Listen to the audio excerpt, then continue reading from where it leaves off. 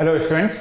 आज मैं फिर से आप लोगों के पास आया हूं एक नई वीडियो लेकर के, जिसमें मैं आप लोगों को करवा रहा हूं 5 most important questions application of integral के। क्लास 12th का ये टॉपिक है, बहुत इंपॉर्टेंट टॉपिक है। एक क्वेश्चन श्योर है एग्जाम में आना ही आना है और बड़े मार्क्स में आता है क्वेश्चन ये।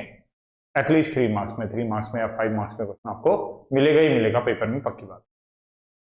तो इंटीग्रेशन की ये एप्लीकेशन है और इस टॉपिक की बहुत अच्छी बात यह है, एक तो इसमें बहुत ज्यादा वैरायटी नहीं है क्वेश्चंस में, बहुत ज्यादा कुछ डिफरेंट टाइप के क्वेश्चंस नहीं है, तो बहुत कम टाइप के ही क्वेश्चंस करके आप अपने 5 या 3 मार्क्स सिक्योर कर लेंगे।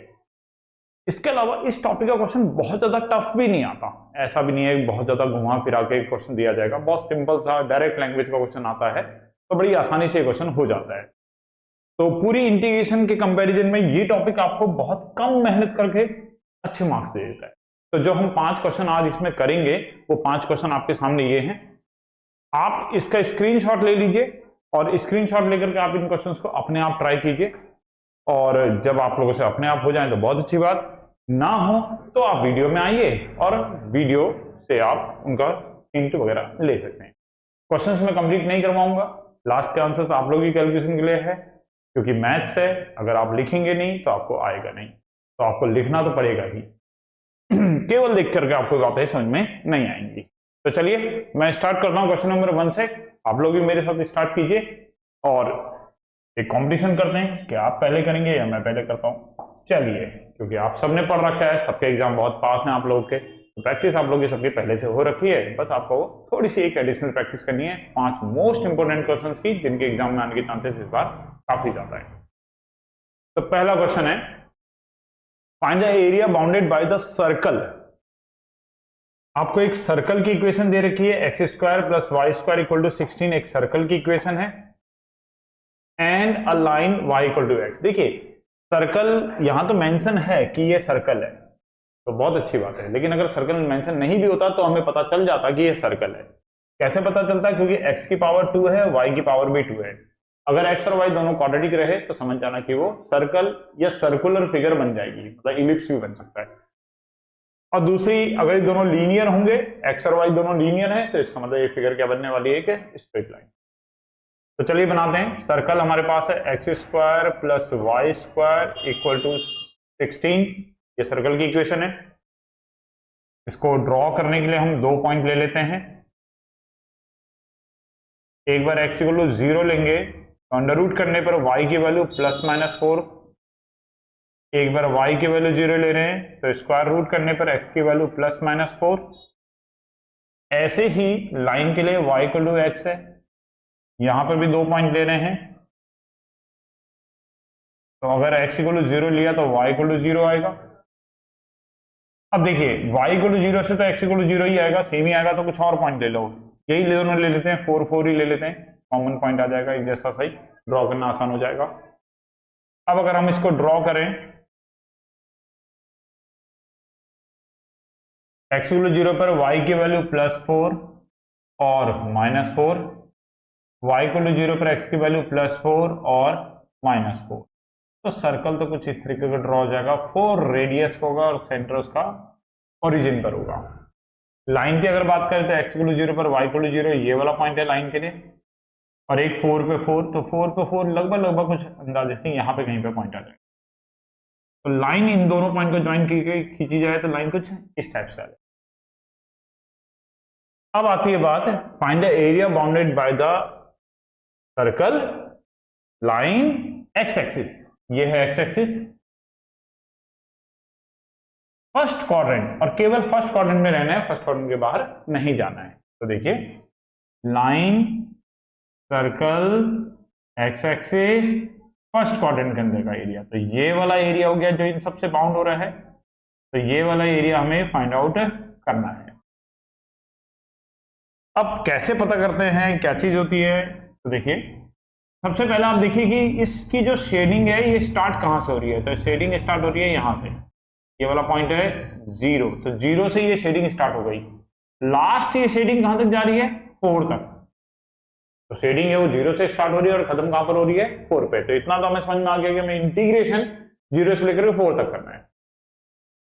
इसके अलावा यहां से यहां तक एक ही कर्व चल रहा है या अलग कर्व चल रहा है, अगर ये बात पता करनी है तो आप इस शेड की हुई जगह के आउटर बाउंड्री पे चलिए। देखिए अगर आप इसको देखेंगे तो ये क्या चल रही है, ये एक स्ट्रेट लाइन है, यहां तक स्ट्रेट लाइन थी शेडिंग में, और यहां के बाद ये सर्कल स्टार्ट हो गया। तो कहने का मतलब आपको ये पॉइंट पता करना पड़ेगा कि ये पॉइंट कितना है। इस पॉइंट तक मतलब जीरो से इस पॉइंट तक तो जो इंटीग्रेट होगा वो कौन इंटीग्रेट होगा, स्ट्रेट लाइन। स्ट्रेट लाइन का इंटीग्रेशन करने पर वो अपनी बाउंड्री से लेकर के एक्स एक्सिस तक का एरिया दे देगा। और इस पॉइंट से 4 तक का इंटीग्रेशन करोगे किसका, सर्कल का, तो सर्कल अपनी बाउंड्री से लेकर के एक्स एक्सिस तक का एरिया आपको देगा। तो पहले हमें ये पॉइंट ऑब्टेन करना पड़ेगा जहां पर सर्कल और लाइन एक दूसरे को इंटरसेक्ट कर रहे हैं।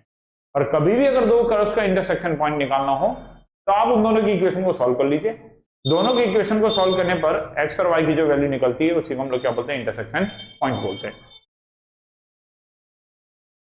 तो चलिए सॉल्व करने के लिए y इक्वल टू एक्स है, तो यहां पर मैं y equal to x put कर रहा हूं, तो एक्स स्क्वायर प्लस वाई की जगह पर अगर हम एक्स स्क्वायर पुट करेंगे तो 16। मैं इंटरसेक्शन पॉइंट निकालने जा रहा हूं दोनों का। 2x square equal to 16, x square equal to 8 हो जाएगा, और x की जो वैल्यू हो जाएगी वो हो जाएगी अंडर रूट 8। y की जगह पे हमने x पुट किया, एक्स स्क्वायर और एक्स स्क्वायर को ऐड किया तो 2x स्क्वायर हुआ, 2 से 16 को डिवाइड किया 8 हुआ, स्क्वायर हटाया रूट लगाया तो 8 का अंडर रूट हो जाता है 2 अंडर रूट 2। तो यहां से हमें पता चला कि ये वाला जो पॉइंट है ये 2 अंडर रूट 2 है। तो एरिया अगर आपको निकालना है जो शेड हो रखा है, एरिया ऑफ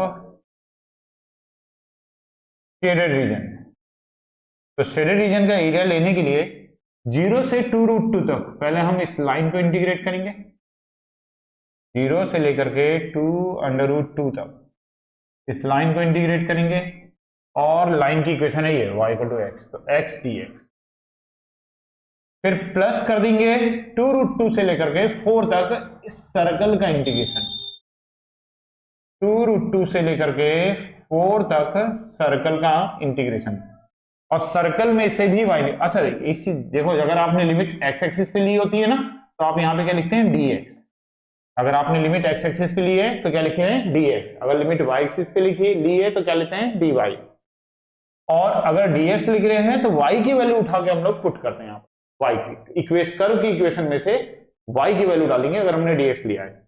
तो सर्कल अगर ये है तो सर्कल में से अगर आप y देखोगे तो सर्कल में से y आएगा अंडर रूट में 16 माइनस एक्स।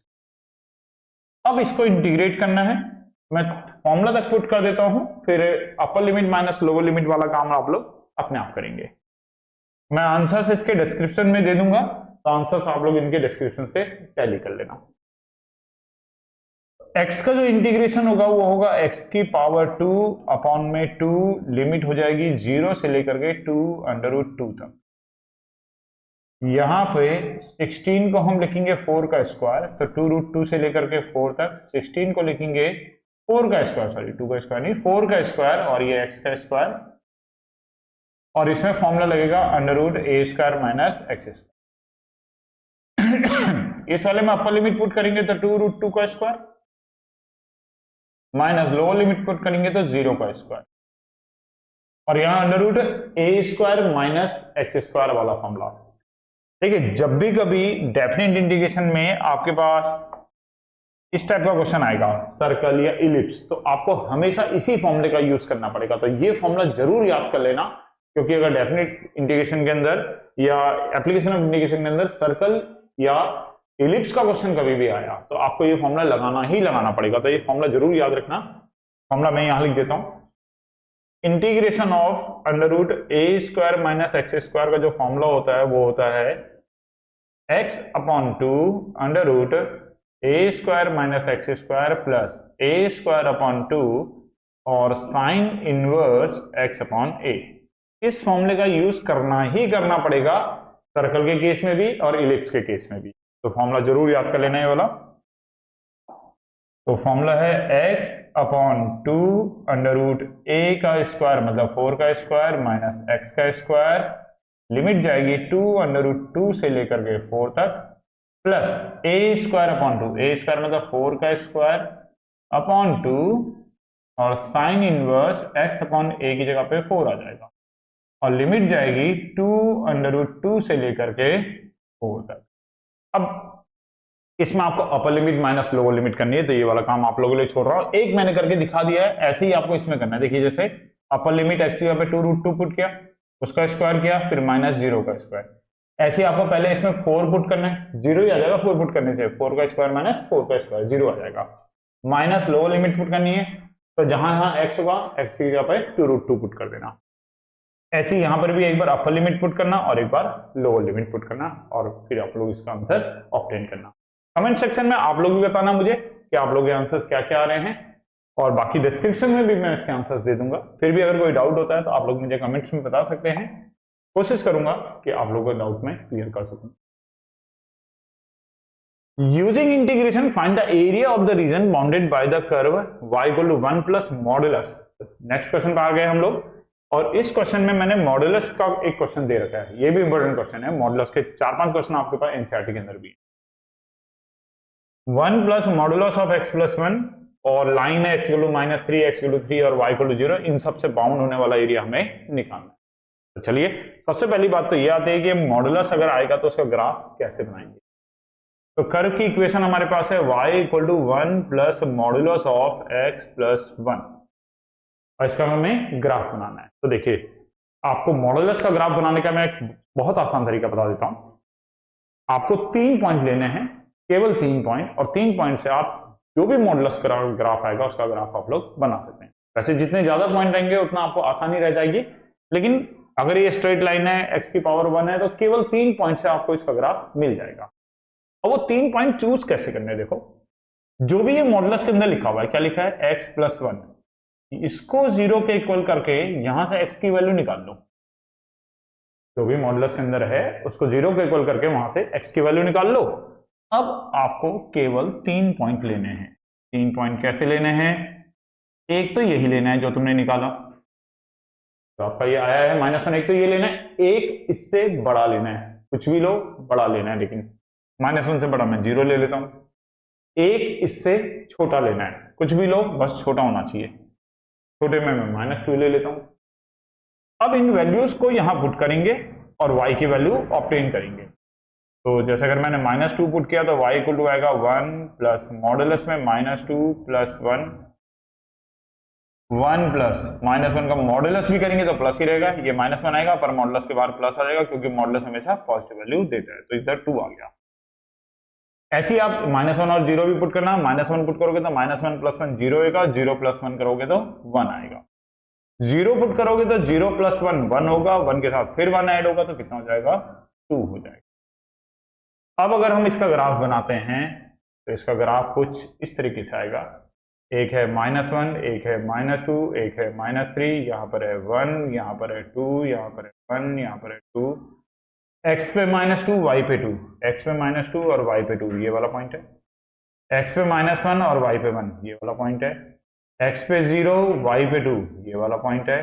एक पॉइंट ये आया, एक पॉइंट ये आया, एक पॉइंट ये आया, तो 2 लाइन आ जाएंगी, एक ये ऐसे और एक ये ऐसे। वैसे ही मॉडुलस का ग्राफ वी शेप में बनता है, अगर स्ट्रेट लाइन है लीनियर है तो इसका जो ग्राफ आएगा वो वी शेप में आता है।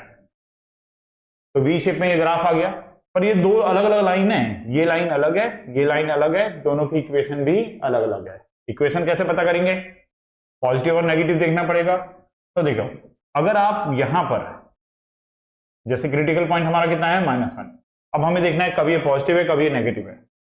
तो -1 में एक तरफ ये मॉडुलस पॉजिटिव होगा और एक तरफ ये नेगेटिव होगा, तो कहां पॉजिटिव है कहां नेगेटिव है कैसे पता चलेगा, -1 से बड़ा या छोटा कोई भी एक नंबर लो, जैसे मैंने बड़ा लिया 0 लिया, अगर 0 में यहां पुट करता हूं तो 0 प्लस 1 करने पर 1 आएगा, मतलब पॉजिटिव 1 आएगा, बिना मॉडुलस के बोल रहा हूं मैं, बिना मॉडुलस के 0 प्लस 1 करने पर ये पॉजिटिव आ रहा है। अगर पॉजिटिव आ रहा है तो इसका मतलब इस तरफ इसकी इक्वेशन होगी y = 1 पॉजिटिव x प्लस 1, और इधर की तरफ अगर पॉजिटिव होगा तो फिर इधर की तरफ कैसा होगा, ये नेगेटिव होगा, 1 नेगेटिव x प्लस। ठीक है, ऐसे करके मॉडुलस आप हटा के अगर आप उसका प्लस माइनस लगाना चाहते हैं तो प्लस माइनस ऐसे लगता है। कैसे लगता है, यहां से हम वैल्यू निकालते हैं, -1 आ गई, नंबर लाइन पे -1 दिखा करके कोई भी एक वैल्यू डाल के देखो जो -1 से बड़ी हो या छोटी हो। जैसे अगर आपने बड़ी डाली 0, तो 0 से ये वाला बिना मॉडुलस के x+1, केवल x+1 जो है वो पॉजिटिव आएगा, तो मॉडुलस हटाया, पॉजिटिव साइन लगा दिया। और अगर उधर पॉजिटिव आएगा तो इधर पक्की बात है नेगेटिव ही आएगा, फिर दोबारा कैलकुलेशन करने की जरूरत नहीं है। तो यहां से माइनस अंदर जाएगा तो 1 से 1 कैंसिल हो जाएगा, y = -x इधर से आ गया, और यहाँ पे 1 और 1 ऐड हो जाएगा तो x+2 यहाँ पर। कहने का मतलब -1 से बड़े पे जो कर्व है उसकी इक्वेशन है y = x+2, और -1 से छोटे पे जो कर्व है उसकी इक्वेशन है y = -x। तो ये तो बना हमारा मॉडुलस का ग्राफ। अब इंटीग्रेट करना है x = -3 से लेकर के x = +3 तक। देखो ये रहा -3 यहां पे -3 है, और +3 यहां पर कहीं पर हुआ, तो +3 की अगर हम बात करें तो +3 यहां पर कहीं पर है। इसके अलावा y = 0, तो y = 0 कौन सी लाइन होती है? x एक्सिस की लाइन को ही y = 0 बोलते हैं। तो एक y = x = -3, एक x = +3, एक y = 0, इन सब से बाउंड होने वाला एरिया, और एक ये तो है क्या, इससे बाउंड होने वाला एरिया सारा ही हो गया, ये सारा एरिया इससे बाउंड हो रहा है, तो ये पूरा एरिया हमें फाइंड आउट करना है। अब निकालते हैं हम इसका एरिया ऑफ शेडेड रीजन। तो शेडेड रीजन का एरिया लेने के लिए -3 से -1 तक हम इस लाइन को इंटीग्रेट करेंगे। ये लाइन क्या है? y = -x, -3 से लेकर के -1 तक इंटीग्रेट करेंगे -x को, और -1 से लेकर 3 तक इंटीग्रेट करेंगे x+2 को। -1 से 3 तक ये वाली लाइन चल रही है, इसकी इक्वेशन अलग है, -1 से 3 तक x+2 जो हमने दूसरी इक्वेशन निकाली थी उसका इंटीग्रेशन। अब इंटीग्रेशन बहुत आसान है, चलिए मैं इंटीग्रेशन भी कर देता हूं, पर लिमिट आप लोग अपने आप पुट करना, अपर लिमिट माइनस लोअर लिमिट का काम आप लोग खुद करना। x करेंगे तो x² / 2 आएगा, और लिमिट जाएगी -3 से -1 तक, और इसका भी 1/2 x² हो जाएगा। लिमिट जाएगी -1 से 3 तक, 2 बाहर हो जाएगा तो x रह जाएगा -1 से 3 तक, अपर लिमिट माइनस लोअर लिमिट कर। होप आप में से कुछ कई स्टूडेंट्स ने तो जिन्होंने मेरे साथ ही स्टार्ट किया होगा, मुझसे पहले खत्म कर भी दिया होगा ये वाला क्वेश्चन। तो चलिए नेक्स्ट क्वेश्चन पे आते हैं, इसको आप लोग कंप्लीट करना, आंसर्स मैं आपको प्रोवाइड करवा दूंगा। नेक्स्ट क्वेश्चन है, find the area bounded by the parabola y² = 4x and the straight line x + y = 3। ऐसे भी 3-4 क्वेश्चन एनसीईआरटी के अंदर हैं जहां एक पैराबोला और एक लाइन है। y² है 4x एक पैराबोला, और x + y = 3 ये है एक लाइन। तो पैराबोला के लिए अगर हम ग्राफ बनाते हैं तो पॉइंट लेंगे, हमेशा लीनियर की वैल्यू हम पुट करते हैं, क्वाड्रेटिक की वैल्यू सॉल्व करके निकालते हैं, क्योंकि क्वाड्रेटिक की वैल्यू निकालते हुए हमें ± मिलता है और पैराबोला पूरा बनता है। जैसे x की वैल्यू अगर हम 0 डालेंगे तो y की वैल्यू 0 होगी, ये तो टर्निंग पॉइंट हो गया जहां पे पैराबोला मुड़ेगा। अच्छा, हमें पता कैसे चल रहा है पैराबोला है? क्योंकि एक लीनियर है और एक क्वाड्रेटिक है, ये पता चल रहा है कि ये पैराबोला है। दोनों क्वाड्रेटिक होते तो ये सर्कल होता, दोनों लीनियर होते तो ये स्ट्रेट लाइन होती। x की वैल्यू अगर हम 1 डालेंगे तो y² = 4 आएगा, और y की वैल्यू ±2 आ जाएगी। ऐसे ही यहां पर स्ट्रेट लाइन है, 2 पॉइंट ले लेते हैं, एक बार x = 0 लेंगे तो y की वैल्यू 3 आ जाएगी, एक बार y = 0 लेंगे तो x की वैल्यू 3 आ जाएगी। इसका अगर ग्राफ बनाएं तो ग्राफ कैसे बनेगा? देखो देखो, अगर x लीनियर है और y क्वाड्रेटिक है, तो ऐसे तो मैं इसका डायरेक्ट बना सकता हूं, मुझे पता है इसका ग्राफ ऐसे करके आएगा डायरेक्ट वैसे, और ये रफ स्केच होता है, आपको कोई बहुत जरूरी नहीं है कि आपको पॉइंट्स इसमें निकालने ही निकालने हैं। अगर आपको आइडिया लग रहा है कि ग्राफ कैसा बनने वाला है तो आप डायरेक्ट ग्राफ बना सकते हैं। x, चलिए अभी फिलहाल तो मैं पॉइंट से कर लेता हूं, x = 0 पर y = 0, और x = 1 पर y की वैल्यू ±2, तो लगभग कुछ अंदाजे से यहाँ पे और यहाँ पे पॉइंट आ जाएंगे। -2 है, 2 है, 1 है, एक पॉइंट ये, एक पॉइंट ये, एक पॉइंट ये, तो ग्राफ कुछ ऐसा आ जाएगा, इस टाइप का ग्राफ आ जाएगा। लाइन में x = 0 पर y = 3 लगभग कुछ यहाँ पर होगा, y = 0 पर x = 3 लगभग कुछ यहाँ पर होगा। तो अंदाजे से बनाएं तो कुछ अंदाजे से कुछ ऐसा सा ग्राफ इसका आ जाएगा लाइन का, और हमें लाइन और पैराबोला से बाउंड होने वाला एरिया चाहिए, तो हमें ये सारा एरिया चाहिए, ये सारा एरिया। अब अगर मैं इसे एक्स एक्सिस के रेस्पेक्ट में देखूं, ये एक्स एक्सिस है, अगर मैं इसे एक्स एक्सिस के रेस्पेक्ट में देखूं तो कुछ एरिया एक्स एक्सिस के ऊपर है, कुछ एरिया एक्स एक्सिस से नीचे है। अगर ऊपर नीचे एरिया आ रहा है तो इसमें थोड़ी सी मुश्किल होती है, मुश्किल मतलब आपको थोड़ा सा काम बड़ा बढ़ जाता है, ज्यादा हो जाता है कि आपको ऊपर का एरिया अलग निकालना पड़ेगा, नीचे का एरिया अलग निकालना पड़ेगा, और फिर उसको ऐड करना पड़ेगा। नीचे के एरिया निकालते हो तो आपको मॉडुलस साइन का भी यूज करना पड़ेगा। तो एक्स एक्सिस में तो थोड़ा कॉम्प्लिकेशन लग रहा है क्योंकि ऊपर भी है नीचे भी है। अगर मैं अच्छा वाई एक्सिस की तरफ से देखूं तो वाई एक्सिस की तरफ से देखने पे सारा एरिया एक ही साइड में वाई एक्सिस के, इस साइड पे, इस साइड नहीं आ रहा वाई एक्सिस के। अगर सारा एरिया इसी साइड में है वाई एक्सिस के, तो ये क्वेश्चन वाई एक्सिस की तरफ से करना हमें ज्यादा आसान पड़ेगा। तो इसका एरिया हम वाई एक्सिस की तरफ से निकालते हैं, एक्स एक्सिस की तरफ से नहीं कर रहे। तो चलिए देखें, फिर वही दिक्कत आएगी, हमें ये तो पता ही नहीं है कि ये कहां कहां पर एक दूसरे को इंटरसेक्ट कर रहे हैं, मतलब ये एरिया शुरू कहां से हो रहा है और ये एरिया खत्म कहां पर हो रहा है, ये पॉइंट एग्जैक्टली नहीं पता। टू एक अंदाजे से पता चल रहा है लेकिन कंफर्म नहीं है कि टू है या नहीं है। तो चलिए इसके लिए हमें क्या करना पड़ेगा, कभी भी किसी भी दो कर्व का अगर आपको इंटरसेक्शन पॉइंट चाहिए तो आपको उनकी इक्वेशन को सॉल्व करना पड़ेगा। तो लाइन और पैराबोला की इक्वेशन को सॉल्व करते हैं, वहां से एक्स और वहां से वाई की वैल्यू निकालनी है हमें, वाई की वैल्यू, एक्स की नहीं चाहिए आपके बारे में। तो हमारे पास कर्व की इक्वेशन है जैसे Y square equal to 4x, और यहां से अगर मैं x की वैल्यू निकाल लूं तो कितनी आएगी 3 माइनस वाई। ये x की वैल्यू अगर मैं यहां पुट करूं 4x, यहाँ पे कितना जगह 3 माइनस वाई, तो y square equal to 12 minus 4y, ये हो जाएगा y square plus 4y minus 12 equal to 0। Splitting करेंगे तो y plus 6 y minus 2 equal to 0। तो y की दो वैल्यू हो गई, एक माइनस 6 हो गई और एक 2 हो गई, एक माइनस 6 हो गई और एक तो 2 ही हो गई। ठीक है, 2 तो सही आया था, लेकिन दूसरा पॉइंट कितना पे आ रहा है, माइनस 6 पे आ रहा है। तो एरिया माइनस 6 से लेकर के 2 तक है। अब देखिए यहां पर एरिया कैसे लेंगे हम, जैसे अगर आपने माइनस 6 से 2 तक इस लाइन को इंटीग्रेट करा, ये लाइन है माइनस 6 से 2 तक, तो लाइन क्या करेगी, इंटीग्रेट होने पर अपनी बाउंड्री से लेकर के आपको एक्सिस तक का ये सारा एरिया देगी। ये सारा एरिया लाइन का होगा, सारा पूरा यहां से लेकर के पूरा एक्सिस तक। वहीं अगर मैं बात करूं पैराबोला की, ये पैराबोला चल रहा है, ये पैराबोला है, ये पैराबोला चल रहा है। अगर मैंने पैराबोला को इंटीग्रेट करा माइनस 6 से लेकर के 2 तक, तो पैराबोला अपनी बाउंड्री से लेकर के मुझे वाई एक्सिस तक का एरिया, ये वाला एरिया दे देगा। ये जो रेड वाला पोर्शन है ये एरिया दे रहा है कौन, स्ट्रेट लाइन, और जो ये ब्लू वाला पोर्शन है ये एरिया कौन दे रहा है, पैराबोला। लेकिन एरिया जो हमें चाहिए वो हमें केवल ये व्हाइट वाला चाहिए, ना रेड चाहिए ना ब्लू चाहिए। तो हमें क्या करना पड़ेगा, इस रेड वाले एरिया में से, रेड वाला एरिया मतलब लाइन के एरिया में से ब्लू वाला एरिया, ब्लू वाला एरिया मतलब पैराबोला के एरिया को माइनस करना पड़ेगा। तो अब आते हैं अपने क्वेश्चन पे।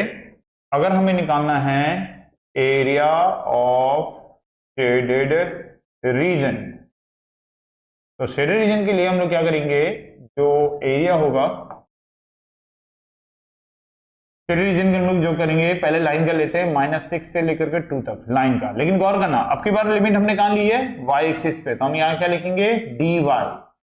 अगर लिमिट आपने वाई एक्सिस पे लिखी है तो आप डी वाई लिखेंगे, और डी वाई लिखा है तो आपको एक्स की वैल्यू पुट करनी है, वो भी किसमें से, लाइन में से। हम लाइन का एरिया बढ़ाए तो उसमें से एक्स की वैल्यू निकालेंगे तो 3 माइनस वाई, और उसमें से माइनस करना पड़ेगा माइनस 6 से लेकर के 2 तक का एरिया इसका पैराबोला का।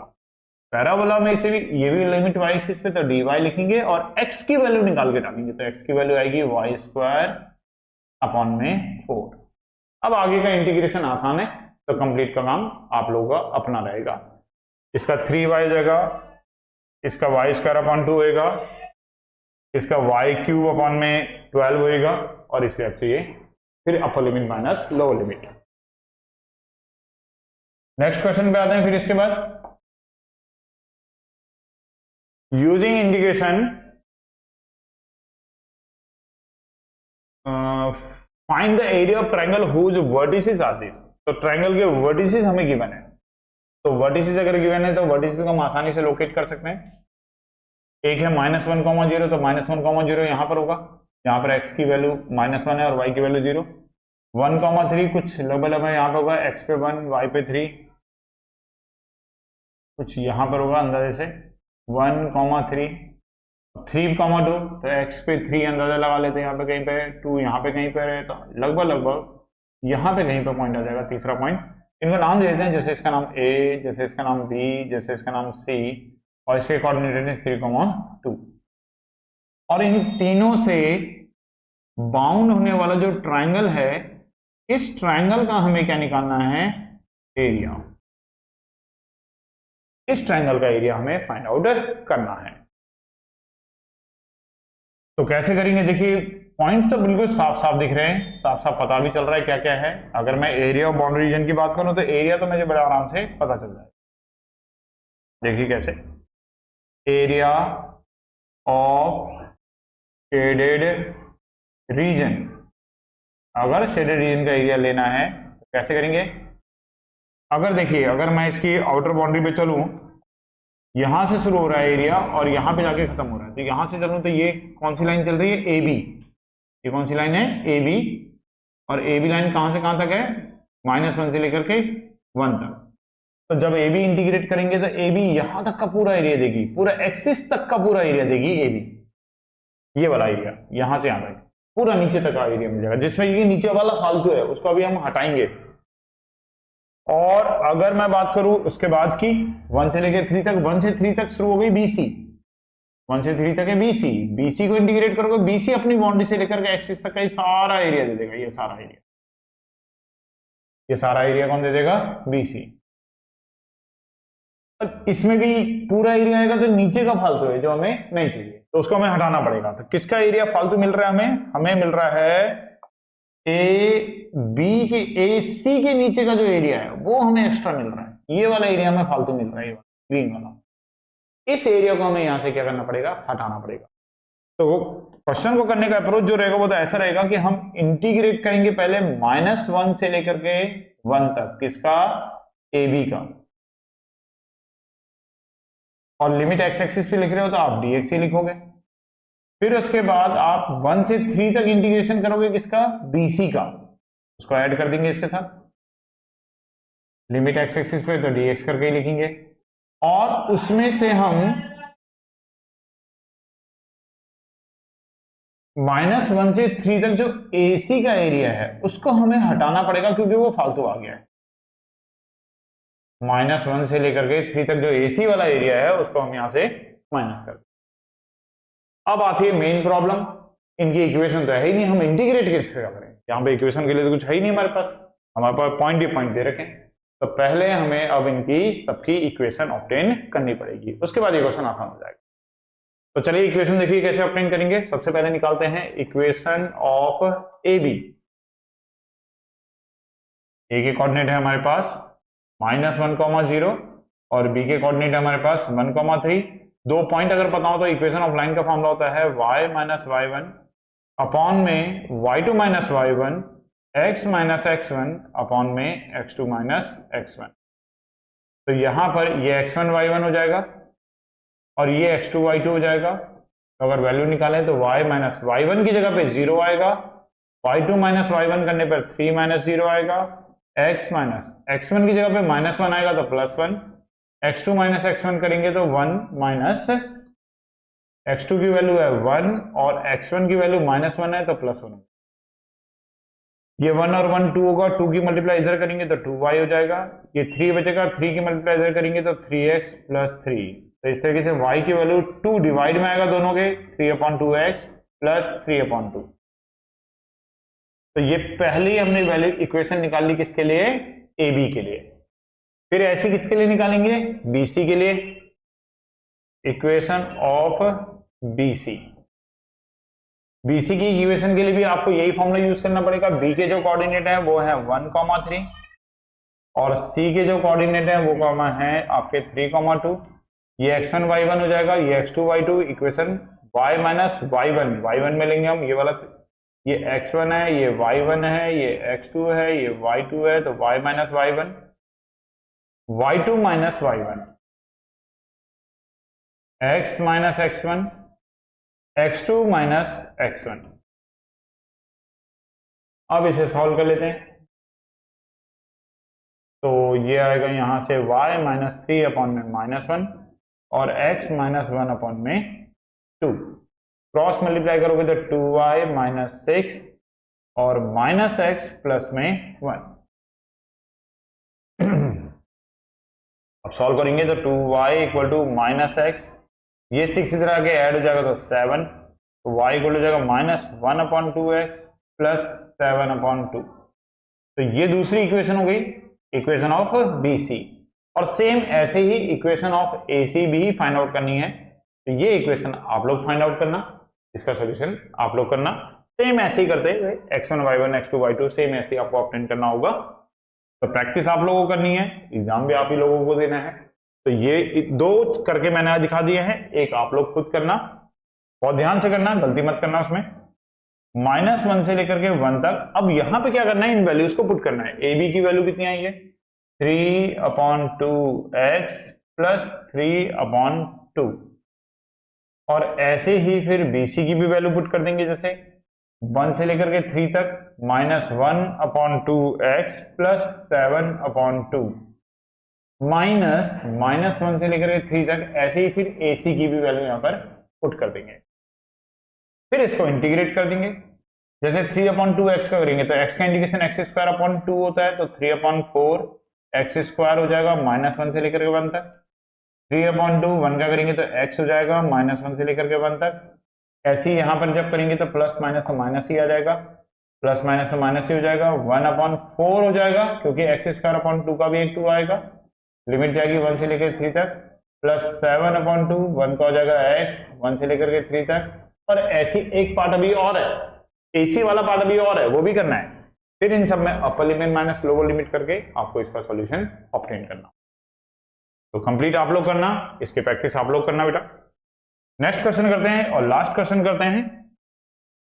लास्ट क्वेश्चन शुरू करने से पहले अगर आपको वीडियो पसंद आ रही है तो बेटा इसे लाइक कर दीजिए, सब्सक्राइब कर दीजिए और कमेंट सेक्शन में अपना जो भी आपका फीडबैक है वो मुझे जरूर बताइए, ताकि मुझे भी आगे वीडियोस के लिए इंस्पिरेशन मिलती रहे। तो ये है इनइक्वालिटी का, इसमें इनइक्वालिटी है x² + y² <= 1 और एक और। तो मैं पहले दोनों इनइक्वालिटी को सेपरेट कर लेता हूं। तो पहली वाली इनइक्वालिटी है x² + y² <= 1 और दूसरी वाली है 1 <= x + y। या इसको पलट के लिख लूं तो मैं इसको ऐसे भी लिख सकता हूं कि x + y >